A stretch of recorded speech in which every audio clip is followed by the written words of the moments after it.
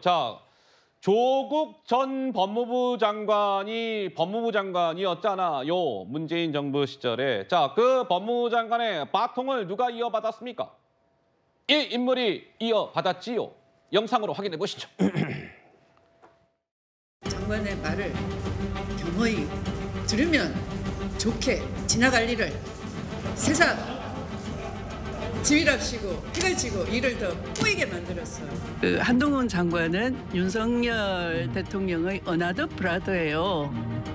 똑같아요. 경찰을 같은 공직자로 보는 것이 아니라 검사의 수족으로 보는 거예요. 이재명 대표님이 다들 힘 가지시라고 걱정들 해주시고 너무나 먼 과거를 얘기하고 있어서 약간은 비현실감이 들 때가 있어요.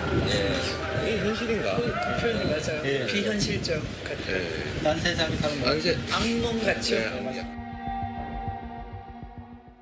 자, 추미애 전 법무부 장관이 그제 소셜미디어에 이런 글을 올렸습니다. 임종석 전 대통령 비서실장을 겨냥한 발언 아니냐 이런 해석이 나오는데 이렇게 글을 올린 거예요. 뭐라고요?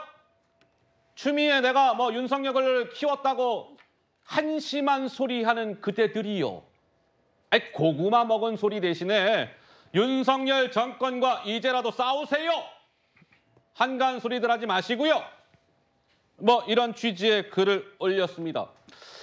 그런데 당장에요. 임종석 전 실장은 지금 서울 중성동갑에 출마를 준비하고 있는데 실제로 이런 얘기가 나왔습니다. 당에서 임종석 전 실장은 지금 정리되는 분위기예요. 총선에 나와선 안 된다는 기류가 민주당에 있습니다. 공관위 관계자가 또 이런 얘기도 해요. 오케이! 그러면 양보할 테니까요. 임종석이라는 인물은 본인이 그 배지를 달았던 중성동갑 지역 말고 다른 험지에 출마하세요. 그러면 오케이, 받아줄 수도 있을 것 같아요. 뭐 이런 얘기가 나왔다는 겁니다. 구자홍 차장님께서 일전에 우리 뉴스웰 라이브에 출연을 하셔서 민주당의 이 공천은 임종석이라는 인물이 어떤 결정이 내려지는지를 잘 지켜볼 필요가 있다. 이런 취지의 말씀을 하셨던 것 같은데 말씀을 추가로 좀 이어가 보실까요? 네, 저는 민주당 공천 갈등이 폭발하는 이 스모킹건, 이 트리거 역할을 임종선 전 실장에 대한 공천 여부가 결정할 것이다 이렇게 예상을 했는데요. 네. 지금 민주당의 경우에는 사실상 4분 오열돼 있습니다. 4분 오열이요? 네. 오호. 기억을 더듬어 보시면 문재인 대통령이 이 대통령에 당선하고 가장 먼저 인선을 누구를 했는지 혹시 기억나십니까? 글쎄요. 임종석 전 대통령 비서실장과 조국 민정수석을 했습니다. 그리고 그 두 사람이 가장 먼저 인선을 추천해서 한 사람이 누군지 혹시 기억나십니까? 이낙연 국무총리였습니다. 그런데 그 세 분들 지금 어떻게 돼 있습니까? 예. 이낙연 전 총리는 지금 개혁신당 공동위원장으로 활동하고 계시죠. 당시 민정수석이었던 조국 전 수석, 조국 전 장관의 경우에는 독자 신당 창당에 지금 나서고 계시죠. 그리고 임종석 전 비서실장은 지금 당내에서 공천을 받느냐 못 받느냐, 중성동갑에 공천을 해야 되느냐 말아야 되느냐는 굉장히 논란의 중심에 서 있습니다. 네. 그리고 당시 당대표가 추미애 대표였습니다. 추미애 대표는 지금 임종석 전 실장과 갈등 관계에 놓였습니다. 이것이 민주당이 처해 있는 현실입니다.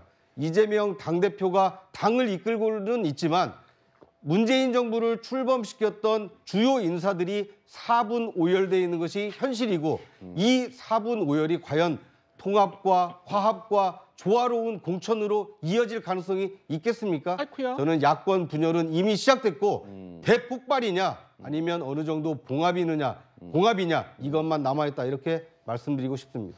자, 임종석 전 실장의 그러면 생각이 중요할 터인데 임 전 실장의 생각은 제가 가기는 어디를 가요?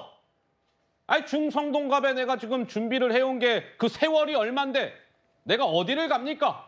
중성동갑에 계속 출마를 준비하겠습니다. 이런 취지의 주장을 이어가고 있습니다. 이렇게요. 들어보시죠.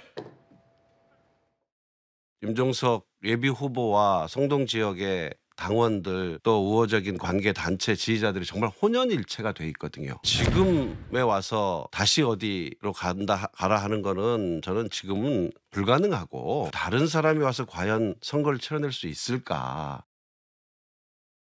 가기는 어딜 가요?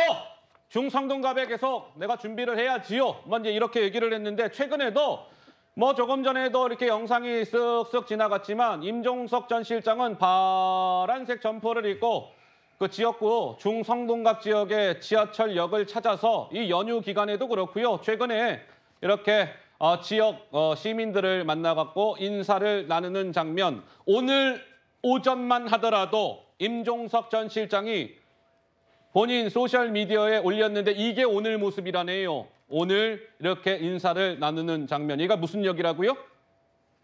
성수역. 성수역에서 오늘도 저렇게 인사를 하는 모습이 있었습니다. 자, 그런데 임종석 전 실장의 출마 여부를 두고 민주당이 친명과 어떻게 보면 친문 진영 간에 이런 갈등이 있는 가운데 한동훈 비대위원장은 이러한 갈등의 원인을 한동훈 비대위원장은 이렇게 분석을 했습니다. 이어서 한번 들어보시죠. 이재명 대표가 이끈 민주당은 뭐 임종석이든 누구든 어떤 네임드가 됐든 간에 이재명의 경쟁자가 될 수 있거나 이재명이 감옥에 가지 않게 보호해 주는 것에 대해서 순소리 할 사람들을 다 하나씩 누구의 눈치도 보지 않고 잘라내는 정치를 하고 있죠. 그건 뺄셈 정치입니다. 그건 국민에게 도움되나요? 그렇지 않을 겁니다. 한동훈 비대위원장은 이재명 민주당 대표의 어떻게 보면 차기의 경쟁자가 될 수 있는 임종석이라는 인물을 일찌감치 그 싹을 제거하기 위해서 민주당이 임종석이라는 인물에 대해서 공천을 안 주려고 하는 것 아니냐? 이게 한동훈 비대위원장의 주장인데 조 변호사님 동의가 되십니까? 일단 임종석 실장의 경우에 지금 그 선거에 지금 출마하겠다는 한 지역 자체가 전략 지역입니다. 민주당 입장에서는 인재 영입으로 들어오신 분들을 어떻게 보면 배치할 수 있는 몇 안 되는 지역 중에 하나라고 할 수 있는데 거기에 대해서 임종석 실장이 출마를 선언했기 때문에 어떻게 보면 친명과 친문 간의 갈등이 아니라 전략 지역의 당 중진 전직 의원이 출마하는 것이 타당한가, 적합한가에 대한 그런 논의라고 저는 생각이 들고요. 지금 임종석 실장의 경우에는 어떻게 보면 운동권 세력을 대표할 수 있는 그런 분이라고 할 수 있는데 지금 한동훈 비대위원장이 민주당을 상대로 86세대 청산을 중요한 핵심 의제로 삼고 있지 않습니까? 예? 자칫 임종석 실장이 공천을 받게 되면 그 주장에 휘말릴 수 있는 그런 계기가 될 수 있기 때문에 그 부분을 우려하는 게 아닌가 싶고 이것을 친명과 친문 간의 갈등으로 확대 해석하는 것은 저는 온당치 않은 것 같습니다. 알겠습니다. 임종석 전 실장 문제가 어떻게 좀 교통정리가 될지 역시 마찬가지로 지켜봐야 할 것 같습니다.